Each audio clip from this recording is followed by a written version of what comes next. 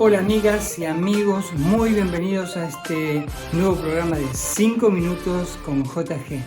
En este espacio intentamos pensar juntos sobre la palabra de Dios, sobre las cosas tan profundas que la palabra tiene. Y específicamente en esta temática que hoy vamos a comenzar a desarrollar, vamos a tratar de introducirnos en una carta muy poco leída que el apóstol Pablo escribió. Y esta carta se llama Filemón.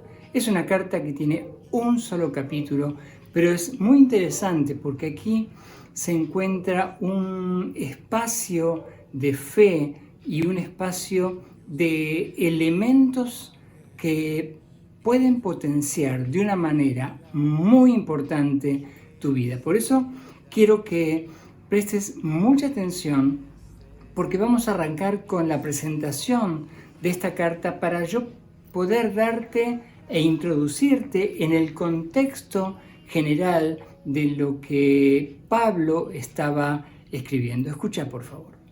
Filemón, versos 1 al 3. Pablo, prisionero de Jesucristo, y el hermano Timoteo, al amado Filemón, colaborador nuestro, y a la amada hermana Apia, y a Arquipo, nuestro compañero de milicia, y a la iglesia que está en tu casa. Gracia y paz a vosotros, de Dios nuestro Padre y del Señor Jesucristo. Bueno, hay muchas cosas muy interesantes que vamos a desarrollar. El punto del comienzo de esta presentación de la carta es que Pablo estaba preso y él manifiesta prisionero de Jesucristo. ¡Wow! ¡Qué presentación! Le escribe a Filemón. También allí vemos que él escribe a Apia, que era su esposa, y a Arquipo, que era su hijo. Y menciona a Timoteo, que era un discípulo muy cercano de Pablo, del cual vos en tu propia Biblia podés ver 2 cartas escritas a Timoteo. Entonces, el punto es que él estaba en la cárcel y en ese momento él conoce a un esclavo que se había escapado y probablemente había robado a su amo. Su amo era Filemón y el esclavo se llamaba Onésimo. Y Pablo envía a Onésimo después de que él se convierte, después que él conoce a Jesús, abre su corazón y cambia su manera de pensar, lo reenvía a su patrón, digamos, o a quien era su dueño de por vida. Lo interesante de esto es lo que quiero decirte. Onésimo no opone resistencia para volver a estar bajo la autoridad de Filemón.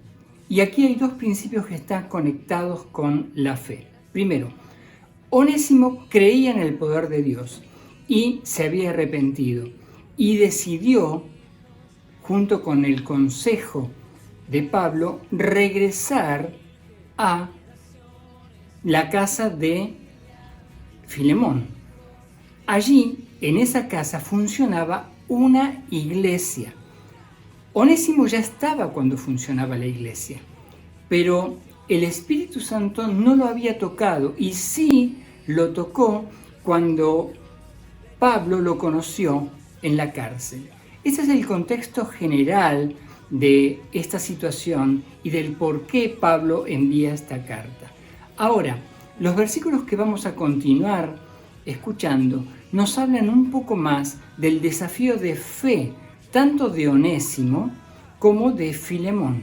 Así que, por favor, escucha lo siguiente. Filemón, versos 10 al 12. Te ruego por mi hijo Onésimo, a quien engendré en mis prisiones, el cual en otro tiempo te fue inútil, pero ahora a ti y a mí nos es útil, el cual vuelvo a enviarte. Tú, pues, recíbele como a mí mismo. Bueno, aquí hay algunas cosas muy interesantes. Primero, Filemón vivía en una región que se llama la Odisea, cerca de Colosas o de la carta que vos conocés a los colosenses. Pero la otra cosa interesante es que Onésimo significa útil. Y Pablo, en unos versos más adelante que vamos a leerlos, nos dice que él era antes inútil, pero que ahora va a ser útil para la obra de Dios. Pablo está intentando pedirle a Filemón que lo deje con él a Onésimo, que lo regrese después. Pero también le dice, esta es tu decisión y yo respeto tu decisión. En esa presentación de Pablo a Filemón, es decir, que presenta a Onésimo, le dice mi hijo. ¡Wow! Esto es muy fuerte, porque para que Onésimo volviese a una situación de esclavitud extrema, como se vivía en aquel momento, y que la pena por haberse escapado o robado era la muerte, él tenía que ejercer fe. Y por el otro lado, Filemón también tenía que ejercer fe. Y voy a explicarte más en profundidad esto. En la concepción humana no es fácil dar segundas oportunidades, pero Dios sí las da. Por eso, Pablo apela a la presencia del Espíritu Santo en Filemón y al crecimiento espiritual, diciéndole, vamos a darle una oportunidad a esta persona que nació de nuevo, porque me es útil para extender el reino de los cielos. Y el punto de conexión con la fe, porque esta sección de este programa se llama ¿Funciona tu fe? ¿Funciona tu fe para dar una nueva oportunidad a alguien que te falló? Onésimo le había robado y se había escapado. Y la consecuencia de eso era la muerte. No era algo menor, no era bueno, está bien, volvé y listo, está todo bien. No, era algo tremendo. Entonces, la acción de fe acá se complementa de ambos lados. En cuanto a Onésimo, es decir, creo que Dios me va a proteger, y en cuanto a Filemón, que dice, bueno, creo que Dios le va a dar una nueva oportunidad, yo le doy una nueva oportunidad y creo en las posibilidades de lo que Dios va a hacer en su propia vida. El hecho es que Pablo está presentando esta situación de una manera muy estratégica y muy dirigida por Dios, porque la situación social de aquella época era muy crítica. Bueno, quizás tan crítica como la que hoy vivimos en diferentes circunstancias. Pero volví a escuchar estos pasajes. Verso 10 y verso 21. Te ruego por mi hijo Onésimo, a quien engendré en mis prisiones. Te he escrito confiando en tu obediencia, sabiendo que harás aún más de lo que te digo. Es muy fuerte. Pablo engendró.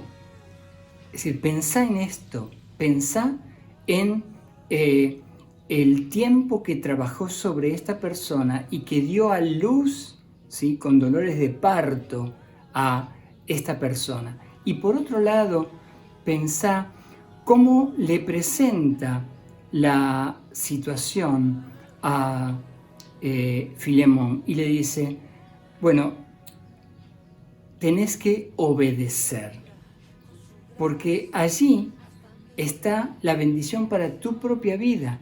A veces cuestionamos no, esto no, esto, aquello tampoco, tengo mejores ideas, o yo quiero hacerlo de esta manera, o me parece que no es la forma, o me parece que hay que hacer esto o aquello. A ver, tratemos de entender que hay una línea de autoridad espiritual que es concedida por Dios. Bueno, y ahora quiero ir al pasaje de la columna vertebral de este pensamiento, presentándotelo para el programa siguiente que vamos a desarrollar. Pero escuchá el pasaje y simplemente voy a hacer la presentación para desarrollarlo en el próximo programa. Verso 6. Para que la participación de tu fe sea eficaz en el conocimiento de todo el bien que está en vosotros por el Mesías Jesús. Esto siempre impactó mi mente. Mi fe, que no es mía, debe participar de una manera activa. ¿Funciona tu fe? Esta es la pregunta que te dejo para que lo pienses y para que continuemos en el día de mañana desarrollando estos pensamientos que van a edificar de una manera muy poderosa tu vida. Esto fue 5 minutos con JG. Chau, chau.